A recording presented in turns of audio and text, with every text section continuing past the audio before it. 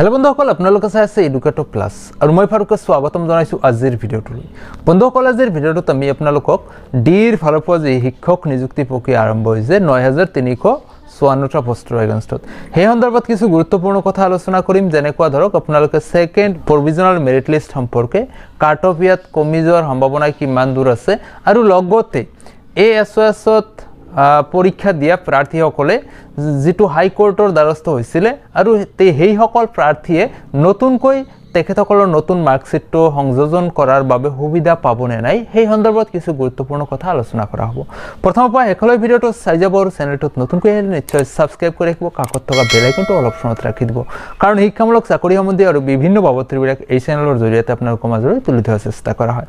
তো বন্ধুসকল আহক আমি মূল কথালৈ তো এএছএছত যিসকল প্ৰাৰ্থীয়ে পৰীক্ষা দিছিলে তেখেতসকলৰ পৰীক্ষাৰ ৰিজাল্ট হৈছিলে মাৰ্চ মাহৰ প্ৰথমটো সপ্তাহত।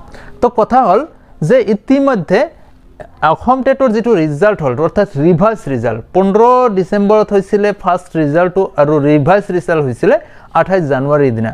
এই ৰিভাইজ ৰিজাল্ট হোৱাৰ পিছত 1 ফেব্ৰুৱাৰীৰ পৰা 15 ফেব্ৰুৱাৰীলৈকে ৰি এপ্লিকেশন কৰাৰ সুযোগ দিয়া হৈছিল এই প্ৰাৰ্থীসকলক। সেই সুযোগতে যিসকল প্ৰাৰ্থীয়ে এই বছৰ মানে এএছএছত এক্সাম দিছিলে তেখেতসকলে গম পালে যে মাৰ্চৰ ফাৰ্স্ট উইকত তেখেতসকলৰ ৰিজাল্ট হ'ব।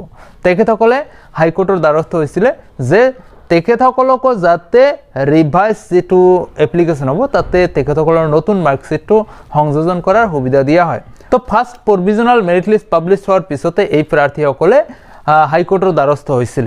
কিন্তু হাইকোৰ্টৰ পৰা এক মানে নোটিফিকেশন দিছিলে বা এক অৰ্ডাৰ কপি এটা দিছিলে প্ৰিন্সিপাল সেক্ৰেটাৰীলৈ।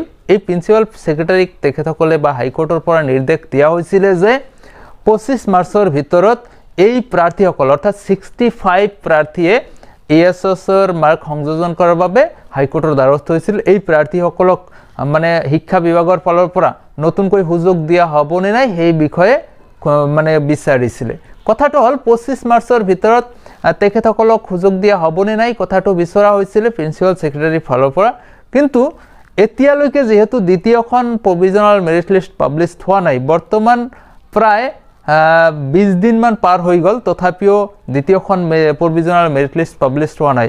যেহেতু প্ৰথমখন প্ৰভিজনাল মেৰিট লিষ্ট পাব্লিছ হোৱাতে অলপ মানে খেলিমেলি থাকে, দ্বিতীয় তৃতীয় এনেকৈ ওলোৱাতে বেছি সময় নালাগে, তথাপিও ইমান সময় লগাৰ কাৰণটো আমি এতিয়ালৈকে আসলতে বিচাৰি পোৱা নাই। কথাটো হ'ল শিক্ষা বিভাগে আসলতে এই প্ৰাৰ্থীসকলক অৰ্থাৎ 65 প্ৰাৰ্থীক নতুনকৈ মাৰ্ক সংযোজন কৰাৰ সুবিধাটো দিবনে নাই এই কথাটো এতিয়ালৈকে স্পষ্ট হোৱা নাই। তো বন্ধুসকল দ্বিতীয় টপিকটোত আহিম আমি। দ্বিতীয় কথাটো হ'ল যে এই সেকেন্ড প্ৰভিজনাল মেৰিট লিষ্ট যেটো আছে এই সেকেন্ড প্ৰভিজনাল মেৰিট লিষ্টটো এইটো সপ্তাহৰ ভিতৰতে মানে পাব্লিছ হোৱাৰ পূৰ্ণ এটা সম্ভাৱনা আছে। অৰ্থাৎ আজি 10 তাৰিখ অৰ্থাৎ 15-16 তাৰিখৰ ভিতৰতে এই সেকেন্ড প্ৰভিজনাল মেৰিট লিষ্টটো পাব্লিছ হোৱাৰ সম্ভাৱনা আছে। আন এটা কথা হ'ল যে বহু সংখ্যক প্ৰাৰ্থীৰ উইথহেল্ড আহিছিল, ইতিমধ্যে তেখেতসকলৰ ডকুমেণ্টছ ভেৰিফিকেশ্যন হৈছে। যদি ডকুমেণ্টছ ভেৰিফিকেশ্যনত ফুল্লি ক্লিয়াৰ মানে যদি আপোনাৰ ডকুমেণ্টছখিনি আছিলে বা আপোনাৰ ডকুমেণ্টছত কোনো বিসংগতি নাছিল তেতিয়াহ'লে নিশ্চয়কৈ সেকেন্ড প্ৰভিজনাল মেৰিট লিষ্টত আপোনাৰ নামটো আহিব।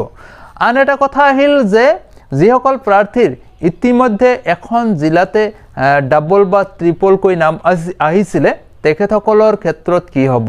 যদি আপোনালোকে ডকুমেণ্টছ ভেৰিফিকেশ্যন কৰিছিলে, এনেকুৱা কিছু প্ৰাৰ্থী আছে তেখেতসকলে 2টা বা 3টা চাৰ্টিফিকেট অৰ্থাৎ টেট কোৱালিফাই কৰা চাৰ্টিফিকেটেৰে 2-3খনকৈ জিলাত আবেদন কৰিছিলে আৰু তেখেতসকলৰ নাম প্ৰতিখন জিলাতে আহিলে। তেখেতসকলে যদি প্ৰতিখন জিলাতে ভেৰিফিকেশ্যন কৰিছে তেখেতসকলৰ বাবে প্ৰতিখন জিলাতে মেৰিট লিষ্টত নাম অহাৰ পূৰ্ণ এটা সম্ভাৱনা আছে।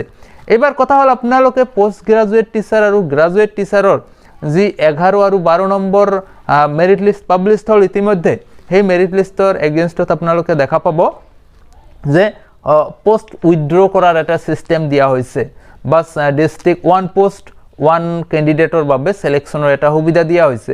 তো নিশ্চয়কৈ যদি এজন প্ৰাৰ্থীৰ বহুকেইখন মানে মেৰিট লিষ্টত নাম আহি যায় বা বহুকেইখন জিলাত নাম আহি যায় বা একেখন জিলাতে 2-3বাৰকৈ 2টা চাৰ্টিফিকেটেৰে আহি যায় তেতিয়াহ'লে নিশ্চয়কৈ তেনেকুৱা ধৰণৰ চিষ্টেম এটা দিয়া হ'ব তো কি কৰে শিক্ষা বিভাগে বা ডিৰ ফালৰ পৰা হেয়াই হ'ব লক্ষণীয় তো বন্ধুসকল নিঃসন্দেহে ফাইনাল মেৰিট লিষ্ট অহালৈকে মানে কাট অফটো ভালেখিনি কমি যোৱাৰ এটা পূৰ্ণ সম্ভাৱনা আছে তো নিশ্চয়কৈ আপোনালোকে সেই সময়লৈকে ৱেইট কৰিব লাগিব তো বন্ধুসকল আজিৰ ভিডিঅ'টোৰ জৰিয়তে আপোনালোকক এই কথাখিনি জনোৱাৰ চেষ্টা কৰা হ'ল ভাল পালে নিশ্চয় এটি লাইক কৰিব যিমান পাৰে বন্ধু-বান্ধৱীসকলৰ লগত শ্বেয়াৰ কৰিব আপোনাৰ মতামতটো কমেন্ট সেকশনত কমেন্ট কৰি জনাবলৈ নাপাহৰিব হেকত সুস্থ থাকক সবল থাকক সদায় এডুকেটৰ ক্লাছৰ লগত জড়িত হৈ থাকক ধন্যবাদ জয় হিন্দ